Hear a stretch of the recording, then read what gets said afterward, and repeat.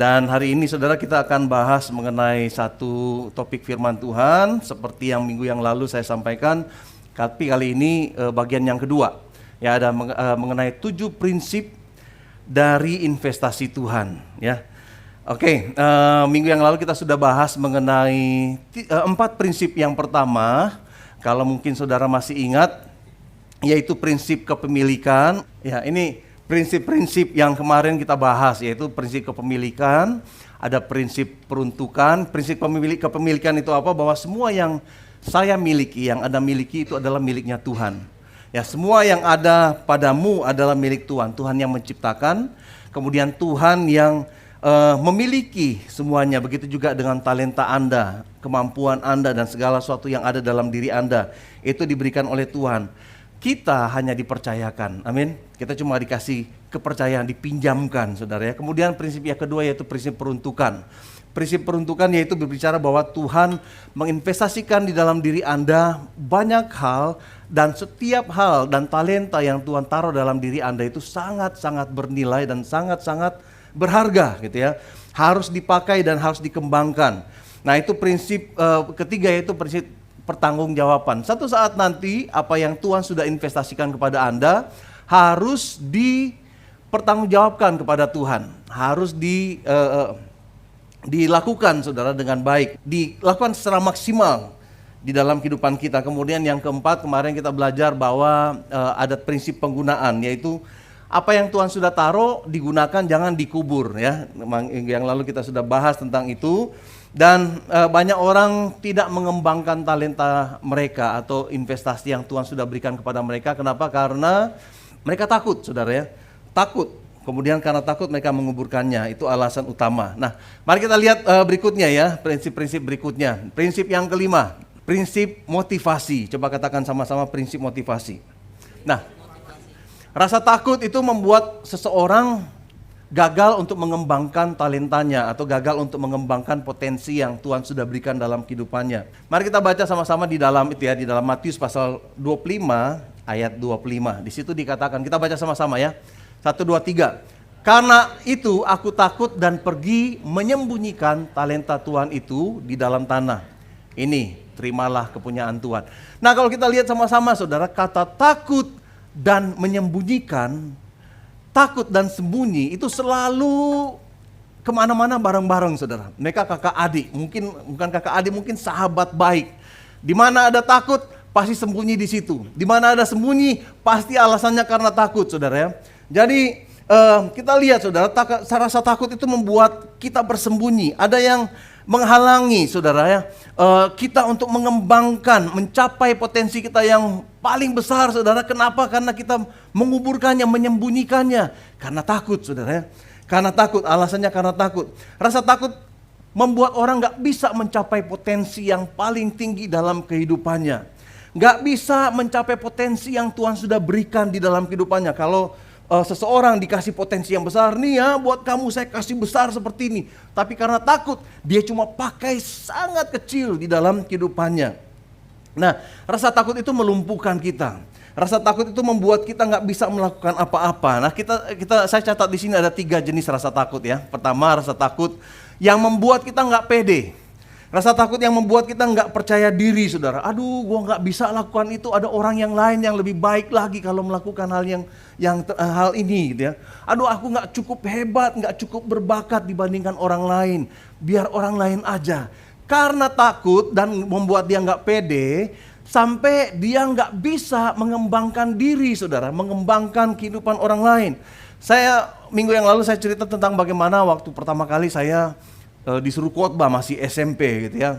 Seandainya saudara sejak saat itu saya mengalami kegagalan dalam tanda kutip, kemudian udahlah nggak usah lah, saya masih ada orang yang lebih pintar ngomong saudara. Aduh, saya nggak bisa sampai seperti sekarang ini saudara ya, kalau saya takut dan nggak pede kemudian bersembunyi saudara. Nah, banyak orang yang takut gagal saudara.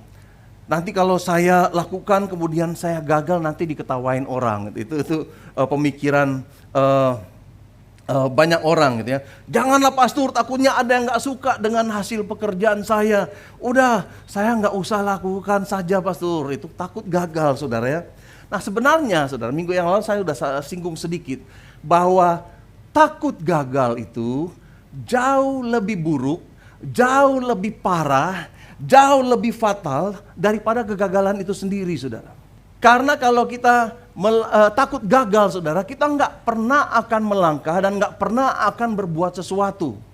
Kalau kita takut gagal, saudara, maka di situ kita akan terkurung, saudara, dan membatasi ruang gerak kita. Takut gagal melumpuhkan kita, takut gagal merampok semua potensi kita, dan takut gagal membuat kita kalah sebelum berperang, saudara. Kalah sebelum bertanding, saudara ya. Itu takut akan takut gagal, saudara. Sebenarnya kegagalan itu bagus. Kegagalan itu bagus. Coba katakan kiri kanan, kegagalan itu bagus. Karena melalui kegagalan itu kita belajar sesuatu, saudara. Kalau Anda gagal melakukan sesuatu, Anda bisa belajar, kemudian Anda evaluasi, saudara. Kalau tanya ke saya, berapa banyak kegagalan yang pastor sudah alami?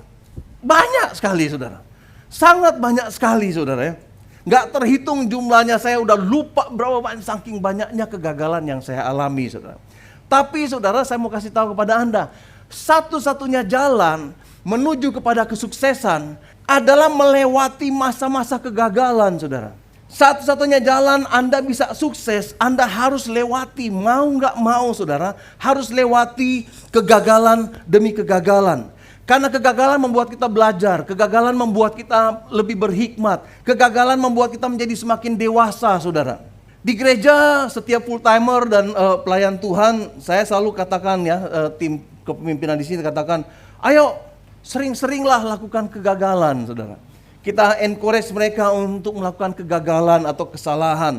Artinya kalau mereka gagal, artinya mereka mencoba sesuatu. Kalau mereka nggak pernah gagal, saudara, berarti mereka nggak mencoba apa-apa. Kita bukan Tuhan, dia tak pernah gagal. Iya Tuhan gitu ya, karena dia Allah, betul. Kalau kita bagian dalam pertumbuhan pribadi seseorang, yaitu lewat kegagalan demi kegagalan, saudara. Kalau Anda takut gagal, saudara, artinya kita nggak bisa maju-maju, saudara. Artinya kita bermain aman, saudara. Kalau kita takut gagal, saudara, nggak melakukan kegagalan, artinya nggak ada terobosan dalam kehidupan kita. Artinya kita nggak belajar, kita nggak bertumbuh, saudara. Kalau kita nggak membuat kesalahan, saudara, kegagalan, artinya hidup Anda sangat membosankan, saudara. Ayo lakukan kesalahan, saudara ya. Tim pengembalaan kita kalau ditanya, saudara, kita sering melakukan kegagalan. Ada banyak program-program gereja yang kita lakukan gagal. Karena saking banyaknya yang gagal, kita sampai takut, yuk kita bikin program ini. Kita selalu bilang, kita bikin percobaan yuk. kita coba lakukan seperti ini. Kalau gagal kan kita udah bilang percobaan. Jadi kita lakukan berbagai hal, saudara, yang membuat kita belajar sesuatu. Kalau gagal, kita evaluasi lagi. Kemudian kita belajar dari kesalahan gitu, saudara. Nah, kami izinkan setiap staff dan full time gitu ya untuk melakukan kesalahan. Tapi ada 2 syarat, yaitu saya pernah kasih tahu beberapa bulan yang lalu. 2 syaratnya yaitu kalau gagal atau kalau melakukan kesalahan jangan mahal-mahal. Jangan mahal-mahal. Kemudian nggak boleh melakukan kesalahan 2 kali atau berkali-kali. Karena artinya kita nggak belajar sesuatu. Kita nggak bertumbuh, saudara. Kalau melakukan kesalahan, oke. Kemudian belajar dari itu. Kemudian bertumbuh dari itu. Jadi saudara, bagi Anda semua di sini, jemaat Galilee Church dan juga yang ada di rumah, saya mengutus Anda minggu ini untuk melakukan kesalahan-kesalahan dalam hidup. Ini benediction yang agak beda gitu ya. Selalu pergilah jadilah berkat. Enggak, hari ini saya mau kasih tahu. Pergilah, lakukan kesalahan. Belajar dari semuanya itu. Buat hidupmu berarti. Kan ada firman Tuhan katakan ya. Roma 8 ayat 28. Allah turut bekerja dalam segala hal. Bahkan dalam kebodohan-kebodohan kita, saudara. Untuk mendatangkan kebaikan. Kadang-kadang kita melakukan kesalahan dan Tuhan izinkan itu terjadi untuk mendatangkan kebaikan. Kebaikan seperti apa? Hikmat, saudara. Orang yang lebih tua, saudara, harus direspek, harus dihormati. Karena mereka paling banyak melakukan kesalahan. Artinya mereka belajar banyak, saudara. Artinya mereka sudah berhikmat, menghimpun segala sesuatu, belajar dari kegagalan-kegagalan yang ada. Jadi yang muda-muda jangan sombong. Nah, saudara, saya mau anjurkan gitu ya, minggu ini lakukan kesalahan. Jangan ragu-ragu membuat kesalahan minggu ini. Gitu.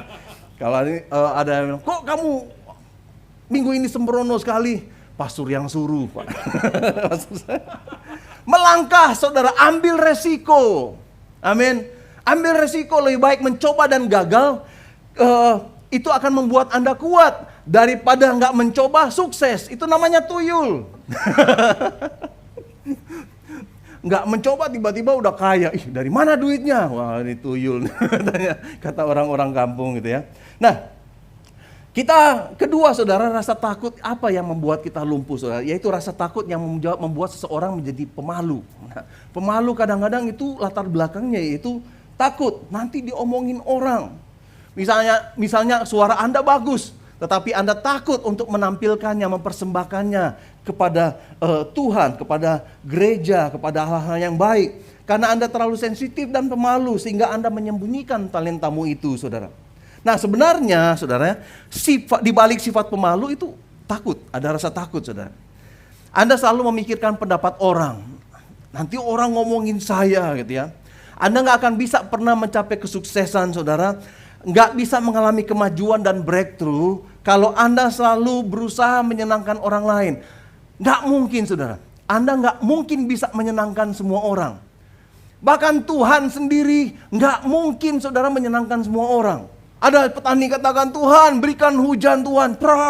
Ada yang ngomel, kok hujan lagi Tuhan, tolong supaya jangan hujan. Pusing nggak jadi Tuhan, saudara? Kalau Tuhan, aduh saya mesti senangkan semua orang. Nanti ada hujan, ada satu tempat sendiri yang kering. Gitu. Nggak akan ada satu orang pun yang sukses membuat semua orang senang. Bahkan Yesus sendiri yang sempurna, yang nggak bercacat, Yesus yang melakukan mujizat, yang menyembuhkan orang yang lain, yang melakukan hal-hal yang baik. Ada orang yang nggak suka sampai menyalibkan Yesus. Sesempurna apa sih ketidaksempurnaan Yesus di mana sih sampai ada orang-orang yang menyalibkan dia? Perhatikan ini, saudara, saya mau ajak kita buka sama-sama Amsal pasal 29 ayat 25. Kita baca sama-sama. Dan saya mau kita menaruh kata-kata ini di dalam hati kita. 1, 2, 3. Takut kepada orang mendatangkan jerat, tetapi siapa percaya kepada Tuhan dilindungi. Sekali lagi, 1, 2, 3. Takut kepada orang mendatangkan jerat, tetapi siapa percaya kepada Tuhan dilindungi. Ini, saudara, ayat firman Tuhan yang dari sejak muda saya pegang. Karena saya punya kecenderungan untuk menyenangkan orang lain, saudara. Sampai kadang-kadang merasa terjebak, saudara ya. Merasa terjebak. Nggak pengen sebenarnya, tapi takut orang kecewa. Kemudian terpaksa melakukannya. Akhirnya apa? Jadi jerat, saudara. Coba katakan kiri kanan, akhirnya jadi jerat buat kamu. Terjemahan dalam bahasa Indonesia sehari-hari dikatakan demikian. Takut kepada orang mendatangkan jerat. Dalam terjemahan bahasa Indonesia sehari-hari dikatakan takut akan pendapat orang mendatangkan jerat. Kadang-kadang kita takut nanti orang ngomong apa. Saudara, saya mau kasih tahu satu hal kepada Anda, saudara. Kalau Anda selalu memikirkan pendapat orang tentang diri Anda, itu jerat dan membuat Anda nggak bebas, saudara ya. Mikirin pendapat orang juga nggak ada gunanya ya, saudara, kalau mau memikirkan apa pendapat orang. Misalnya, saudara ya, Anda pagi-pagi ke gereja. Sebelum ke gereja Anda mampir makan siomay. Ada kacang muncrat di baju Anda. Kemudian sampai di sini, aduh ke gereja nggak ya? Aduh gimana nih ada kacang, saus kacang di sini. Aduh gimana ya? Kemudian Anda masuk dengan rasa nggak enak. Alkitab ditutupin di situ. Halo shalom. Takut mikirin orang ini ya, orang ngomongin, ih kok bajunya begitu ya? Ayo makan siomay ya. Ayo. Saudara, saya mau kasih tahu satu hal. Nggak ada orang yang mikirin Anda. Kenapa, saudara, saya bilang gitu? Karena setiap orang kebanyakan memikirkan diri sendiri. Setiap orang mikirnya, aduh ini saya tadi pagi sebelum berangkat makan cabai, ada cabai nggak ya di mulut saya ya? Jadi kalau nggak shalom. Ada lagi yang lain. Masing-masing memikirkan diri sendiri. Apa pendapat orang tentang dirinya ya? Nggak ada satu orang pun yang sempat memikirkan Anda itu apa itu. Gitu. Jadi jangan kepedean. Jangan kepedean ya. Nah, kalau Anda selalu memikirkan pendapat orang lain, Anda nggak akan mengalami progres dalam hidup. Yang harus Anda pikirkan yaitu bagaimana pendapat Tuhan terhadap Anda. Amin. Bagaimana pendapat Tuhan? Apakah yang Tuhan sudah suruh Anda lakukan, sudah Anda lakukan? Apakah ada sesuatu yang membuat Anda menyenangkan hati Tuhan? Kalau ada yang nggak senang karena Anda melakukan kehendak Tuhan, itu bukan urusan Anda. Kalau ada yang mengkritik Anda melakukan kehendak Tuhan, itu urusan mereka dengan Tuhan, saudara. Jadi jangan overthinking. Coba katakan sekali lagi, jangan overthinking. Sekalipun Anda dan talentamu saudara cuma sedikit, cuma 1, 2 talenta, pasti banyak ya, karena kita udah belajar sama-sama bahwa Tuhan memberikan kepada kita talenta, kemampuan, ability yang sangat banyak. Sekalipun hanya sedikit talenta Anda, itu nggak jadi alasan yang bagus buat Anda untuk nggak ngapa-ngapain, saudara. Do it something gitu ya. Do something dalam kehidupan Anda. Sekalipun Anda hanya memiliki 1 talenta. Tadi saya katakan pasti Anda punya banyak sekali talenta. Pakai itu semaksimal mungkin sepanjang hidup Anda. Anda nggak dipanggil untuk jadi yang terbaik di dunia ini. Nggak, saudara. Tapi kita dipanggil untuk menjadi yang terbaik sesuai dengan rencana Tuhan. Sesuai dengan rancangan Tuhan. Tuhan mau hidup Anda sampai di sini, saudara. Tetapi Anda nggak sampai di sini. Kenapa? Karena Anda takut pendapat orang. Anda nggak mencapai potensi Anda. Anda harus memperhatikan apa yang Tuhan ingin Anda lakukan, kemudian lakukan. Nggak peduli apapun orang lain katakan, saudara. Amin. Rasa takut ketiga yaitu rasa takut yang membuat kita merasa mengasihani diri sendiri. Aduh pastor, saya dulu pernah gagal pastor. Pastor belum tahu bagaimana kegagalan saya. Saya nggak bisa lagi pastor, saya nggak mau coba lagi. Banyak anak Tuhan mengizinkan kegagalan di masa lalu menghalangi mereka untuk dipakai Tuhan saat ini, saudara. Oh pastor, rumah tangga saya sudah hancur pastor. Saya nggak layak. Oh pastor, masa lalu saya kelam. Pastor belum tahu masa lalu saya. Emang saya nggak tahu pastor, saudara. Oh pastor, reputasi saya buruk di gereja saya yang lama. Aduh pastor, saya pernah masuk penjara pastor, saya nggak layak melayani Tuhan. Aduh pastor, Tuhan nggak mungkin pakai hidup saya karena hidup saya dulu seperti ini. Saudara, itu sesuatu yang salah. Coba tepok lagi kiri kanan, katakan salah itu. Tuhan bahkan selalu memakai kesalahan dan kegagalan masa lalu kita untuk menjadikan itu ministry dan pelayanan Anda yang paling hebat, saudara.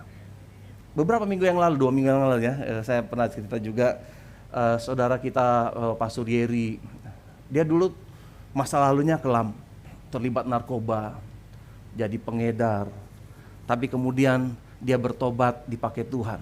Kegagalan masa lalunya, pengalaman masa lalunya, dipakai Tuhan menjadi ministry yang paling luar biasa saat ini, saudara. Itu, saudara. Jadi jangan sampai kegagalan kita di masa lalu membuat kita merasa nggak berhak untuk dipakai oleh Tuhan. Nggak, saudara. Dalam Alkitab, saudara, ada banyak hamba-hamba Tuhan yang gagal secara moral. Gagal sebagai pemimpin. Ada banyak hamba Tuhan di dalam Alkitab yang gagal di dalam keluarga, tapi dipakai Tuhan luar biasa. Bahkan beberapa dari mereka, nama mereka tercatat di dalam Ibrani pasal 11 tentang pahlawan-pahlawan iman. Ada Daud berzina dengan Betsheba, bunuh suami Betsheba, ambil Betsheba jadi istrinya, jadi selirnya. Ada Abraham berkali-kali melakukan kesalahan. 2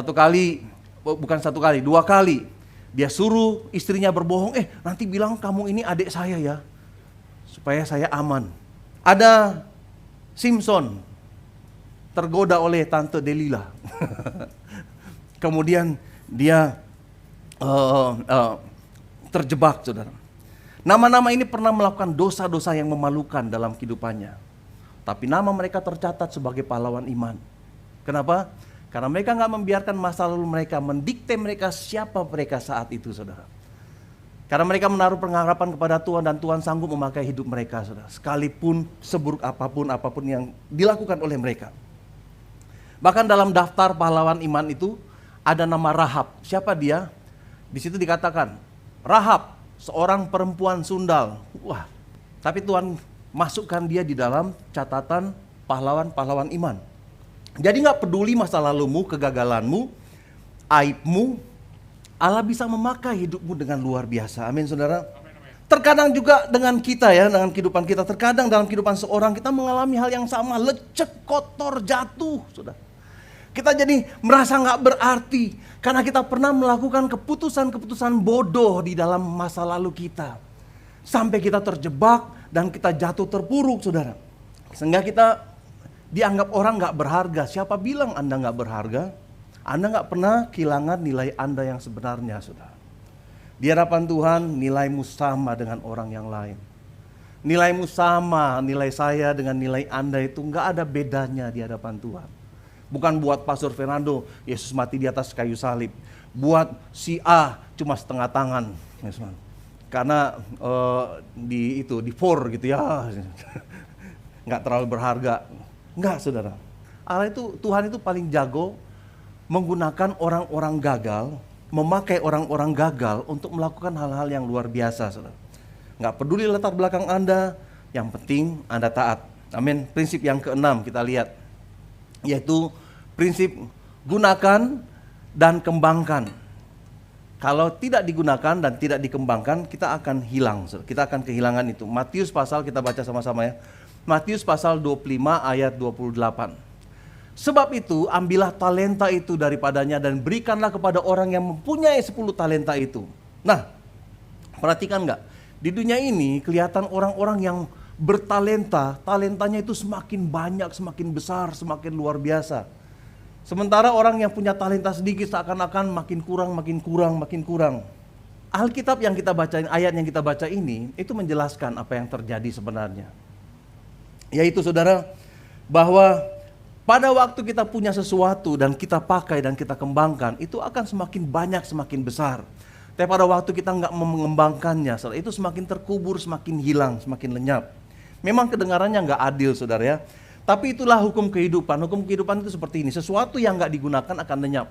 Rumah kalau nggak ditinggalin, dalam beberapa tahun akan hancur. Tapi kalau rumah itu ditinggalin, puluhan tahun juga tetap awet, saudara. Bahasa, kalau nggak dipakai, lama-lama akan lupa, saudara. Tapi kalau dipakai setiap hari, semakin lama, semakin lancar dan semakin luar biasa. Dulu saya bisa bahasa Jepang, saudara. Ngomong sama orang Jepang sambil makan. Di telepon juga bisa ngomong bahasa Jepang gitu ya. Tapi setelah puluhan tahun nggak pakai, saudara, hancur. Waktu saya coba ngomong sama bahasa Jepang, mereka bingung. Joel sama Matthew, mereka waktu di Korea, mereka sekolah di SD public SD umum gitu ya. Bahasa Koreanya lancar, bisa ketawa-ketawa, bercanda-bercanda sama teman-temannya orang Korea. Sekarang lupa, cuma annyeonghaseyo aja gitu ya. Kesehatan juga sama, saudara. Kalau Anda nggak pakai dan jaga, makin lama akan makin menurun. Otak juga, saudara ya. Kalau Anda nggak pakai untuk memikirkan sesuatu, mengembangkan dan inovasi sesuatu, saudara, makin lama akan kemampuan otak akan menurun, saudara. Otot, kalau nggak dipakai, makin lama akan makin menyusut, saudara. Talenta juga gitu, kalau nggak dipakai, makin lama akan makin menyusut. Kalau nggak dikembangkan, akan hilang.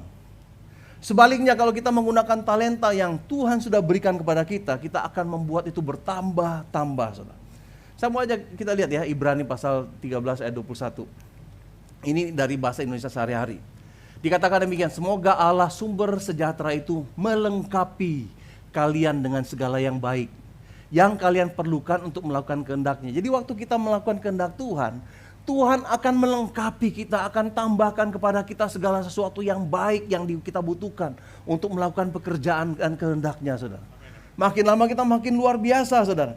Jadi pada saat Anda melakukan kehendak Tuhan, Anda akan mendapatkan berlimpah-limpah. Pertanyaannya, saudara ya, bagian apa dalam kehidupanmu yang terasa kurang? Aduh, saya kurang energi, kayaknya kurang bertenaga untuk melakukan pelayanan, kurang waktu pastor, kurang talenta, kurang uang, kurang kesehatan.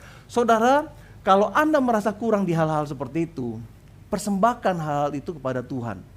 Dan di situ Tuhan akan tambahkan, saudara. Gunakan itu, energimu, waktumu, talentamu, uangmu, kesehatanmu untuk melayani.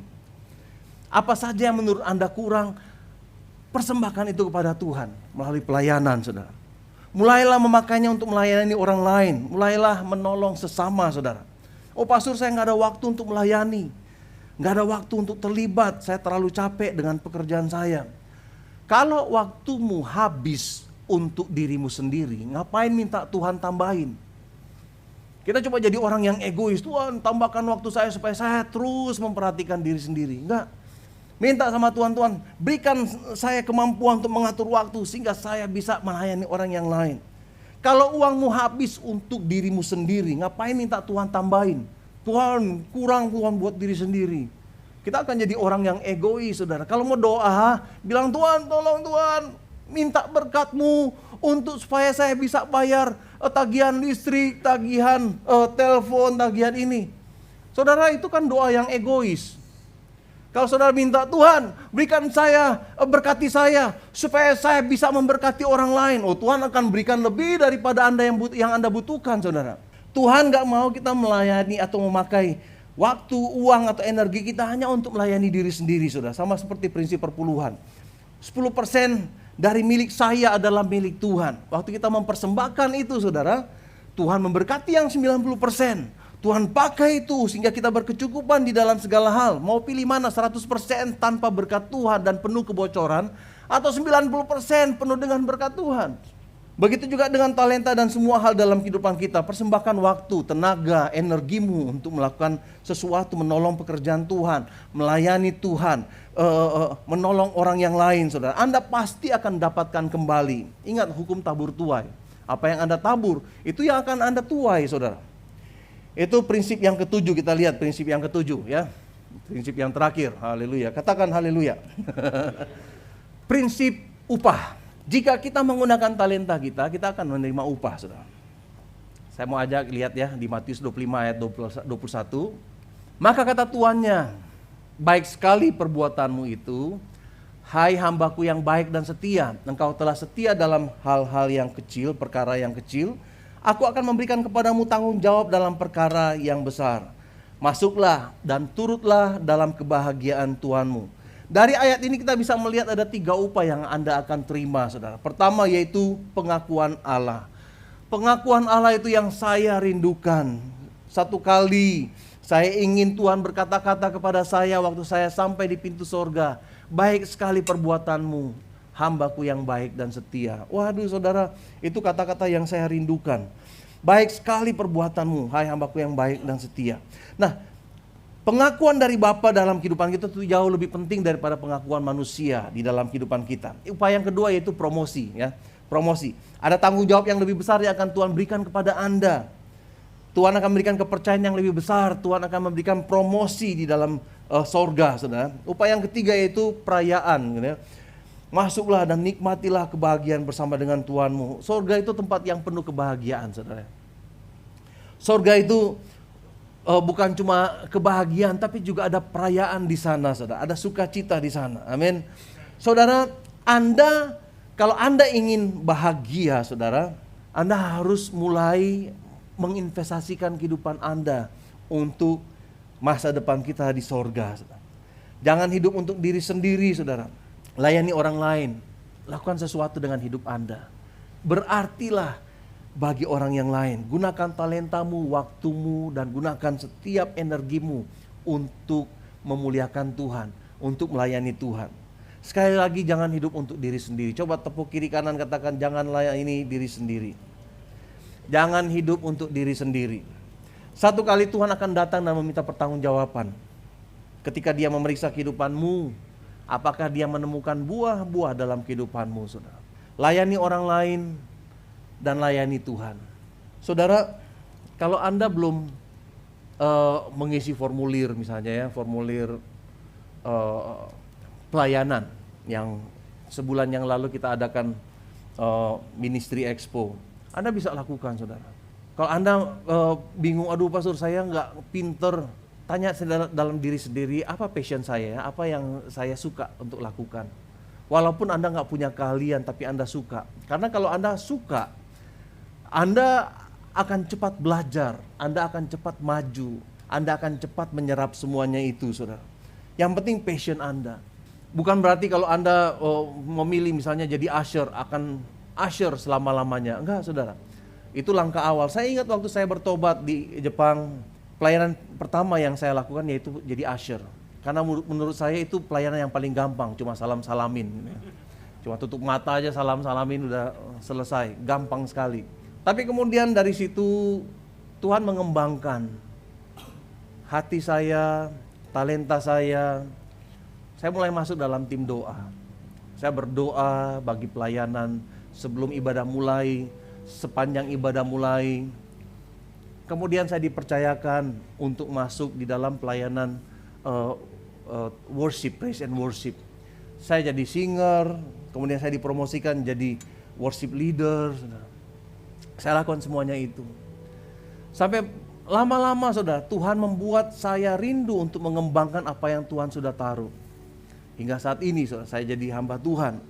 Saya melayani, saya dikirim ke Korea untuk memulai gereja di sana. Semuanya dari mana saudara? Dari langkah awal. Anda nggak mungkin tiba-tiba jadi pendeta, Tuhan panggil, kamu dipanggil Tuhan jadi pendeta. Enggak saudara, dari langkah kecil yang kita lakukan saudara. Nggak mungkin Anda langsung jadi konglomerat.